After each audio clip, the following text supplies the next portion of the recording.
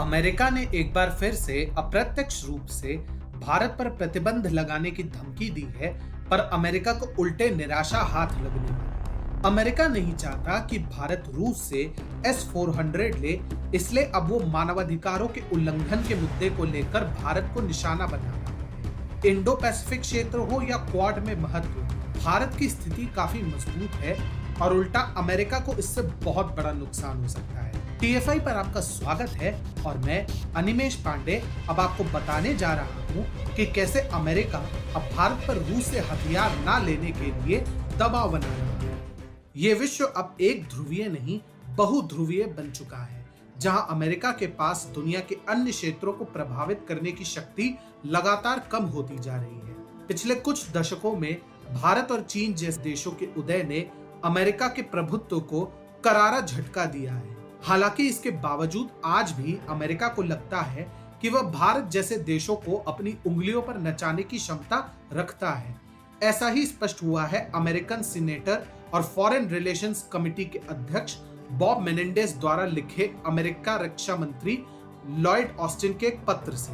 बता दें कि शुक्रवार को अमेरिकी रक्षा मंत्री लॉयड ऑस्टिन भारत के दौरे पर आए हैं, लेकिन उनके आने से पहले बॉब मेनेंडेज ने उनसे अपील की कि वे अपनी भारत यात्रा के दौरान भारत में कथित रूप से खराब होती मानवाधिकारों की स्थिति का मुद्दा उठाएं। बॉब मेनेंडेज ने साथ ही में भारत को चेताया है कि अगर अमेरिका को भारत के साथ मजबूत संबंध बनाए रखने हैं तो भारत को अपने यहाँ लोकतंत्र को मजबूत करने हेतु अभिव्यक्ति की आजादी से जुड़े नियमों को और बल देना होगा।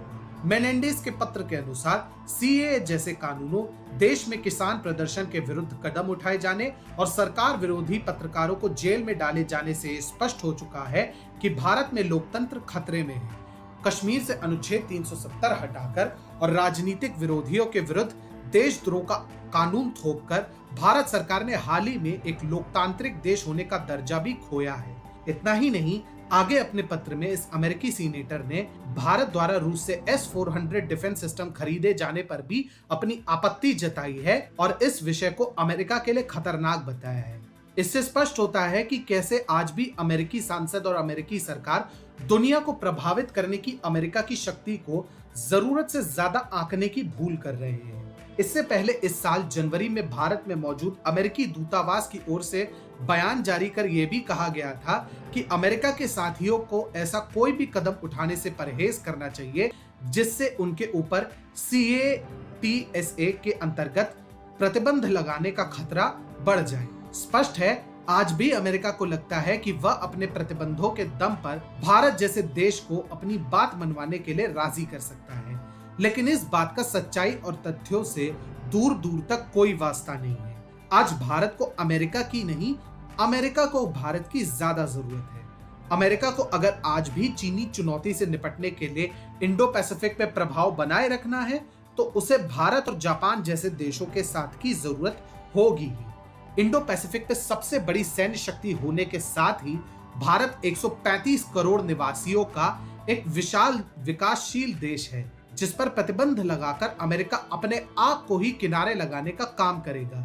ऐसा इसलिए है क्योंकि भारत क्वाड का सबसे प्रमुख सदस्य है। अगर अमेरिका भारत पर प्रतिबंध लगाता है और भारत के साथ अपने रिश्ते खराब करता है तो जापान और ऑस्ट्रेलिया जैसे देशों के साथ भी अमेरिका के लिए तनाव की स्थिति पैदा हो सकती है। भारत पर प्रतिबंध लगाकर बाइडेन प्रशासक बेशक चीन को राहत प्रदान करने की कोशिश करता फिरे, लेकिन जापान और ऑस्ट्रेलिया जैसे देश अमेरिका के ऐसे किसी कदम का समर्थन नहीं करेंगे। अमेरिका ग्लोबल पुलिस की भूमिका निभाने के चक्कर में बेशक भारत जैसे देशों को नसीहत देने का काम करता हो, लेकिन यह भी सच है कि स्वयं अमेरिका में अभिव्यक्ति की आजादी खतरे में है और लोकतंत्र को बचाने के नाम पर अमेरिका में दक्षिणपंथी आवाजों को कुचलने का काम किया जा रहा है। पूर्व राष्ट्रपति डोनाल्ड ट्रंप, उनके समर्थकों को बिग टेक द्वारा पहले ही प्रतिबंधित किया जा चुका है। इसके साथ ही पार्लर जैसे दक्षिणपंथी पोर्टल्स को पहले ही बंद करने की कोशिशें की जा चुकी है।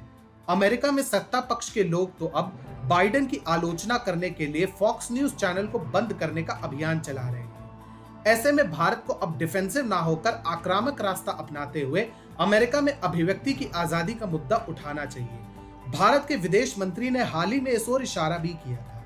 विदेश मंत्री सुब्रमण्यम जयशंकर ने पिछले दिनों जारी अमेरिकी एनजीओ फ्रीडम हाउस और स्वीडन स्थित वीडेम इंस्टीट्यूट की रिपोर्टों को सिरे से खारिज करते हुए ये स्पष्ट कर दिया था कि भारत को अपने यहाँ मानवाधिकारों और लोकतंत्र की स्थिति जानने के लिए पश्चिमी देशों के सर्टिफिकेट की कोई जरूरत नहीं। इतना ही नहीं, अब भारतीय विदेश मंत्रालय स्वयं ही भारत में ऐसे थिंक टैंक्स की स्थापना करने को बढ़ावा दे रहा है जो भविष्य में अन्य देशों में लोकतंत्र की स्थिति को बयान करने का काम करेंगे। ऐसे में भारत को अमेरिका के निर्देशों का पालन कर अपने हितों से समझौता करने की कोई आवश्यकता नहीं है। अमेरिका किसी भी सूरत में भारत के विरुद्ध एक्शन लेकर उसके साथ अपने रिश्ते खराब करने की स्थिति में नहीं है।